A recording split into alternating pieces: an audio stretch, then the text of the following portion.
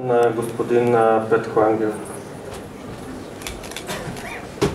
Благодаря ви, господин Иванов. Уважаеми дами и господа, особено ми е приятно да присъствам на откриването на юбилейното изложение на Security. Особено за това, защото присъствах и на първото откриване през 1993 година.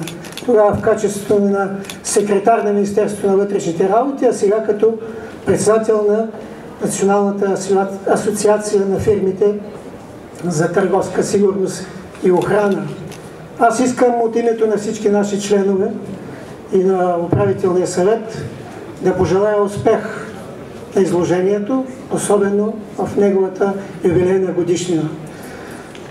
Нашите фирми, членове на нашето сдружение, участваха през тези 20 години под различна форма, като производители, като търговци, като предлагащи професионални услуги в сектора на сигурността.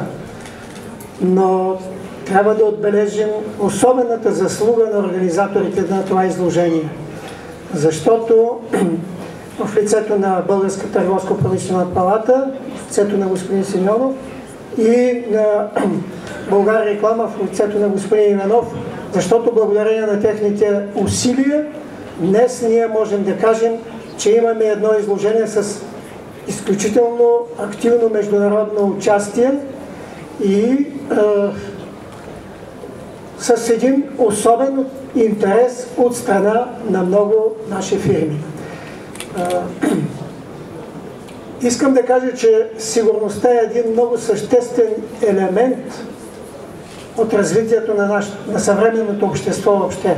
Няма сфера в икономиката, а дори и в личния, индивидуалния живот на всеки член на обществото, който да няма нужда от сигурност. Ето това е смисъла на провеждането на това изложение. И аз, приветствайки всички участници и пожелавайки им успех в това изложение, ги приветствам за това, защото в този тежък момент на политическа и социална криза те намериха възможности и отделиха средства, за да предложат и да запознаят специалистите от бранша с нови съвременни технологии, които ще бъдат интересни и полезни за нашите специалисти. На добър път на всички пожелавам участници. Заедно сме по-силни.